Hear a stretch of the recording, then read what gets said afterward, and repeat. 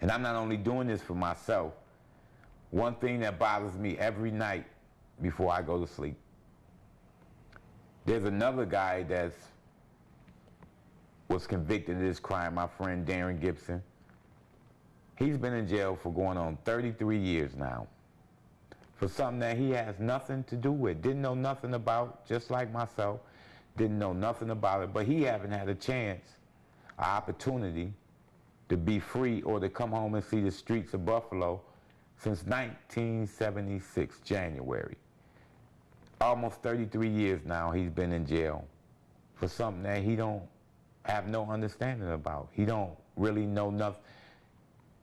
A lot of things that took place with Mr. Crawford and the crime that happened that night, I didn't begin to understand and to know about into the last, let's say, 3 years. I began to really understand what took place with this crime, how they began to look at us for this crime, how they took us through the court system and convicted of this crime. There's no way possible that they can ever take me through the court now with this here crime, with the evidence that they had or the lack of evidence and convict.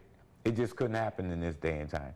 Not one bit of physical evidence, not even, they had only one testimony from a guy that was supposed to have been with us that they scared him up, did all kind of tactics to him to make him confess to it and to testify against us. Aside from that, you don't have nothing that will ever put us at the scene of that crime. And now, while we're trying to overturn this, it's hard for us to get any evidence to prove that we didn't have nothing to do with this. And the reason why it's hard to get evidence to prove this is because there was never really no evidence to say we did it. So now trying to get evidence to say we didn't have anything to do with it seems twice as hard. And I'm trying to tell my story because I hope that, you know, our youth get a chance to look at this and to realize that you don't have to commit a crime in order to go to jail for one. All you have to do is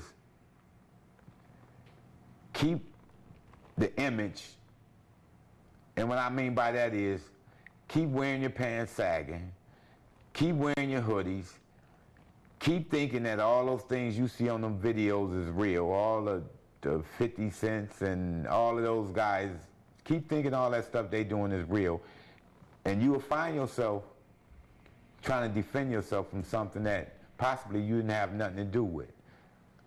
I don't know what it is that I or anybody else can say to try to break this cycle of our kids doing some of the things that they're out here doing. If me opening up and telling everything that happened to me while I was incarcerated, on my way being incarcerated, while I'm out here now, if me opening up telling y'all anything can stop y'all from going to jail, to stop y'all from doing some of the things that's going on out there, then I'd be willing to do. I'd be willing to sit down and talk to y'all on a one-on-one basis so that you can get a better understanding as to what really goes on in them prisons, and you really don't want to go there. First of all, you don't only mess up your life. You mess up the life of your victim, whomever it is you perpetrate a crime against.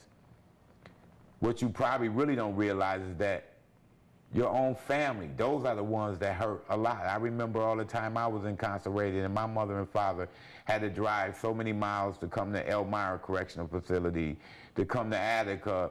You basically imprison anybody that loves you along with yourself.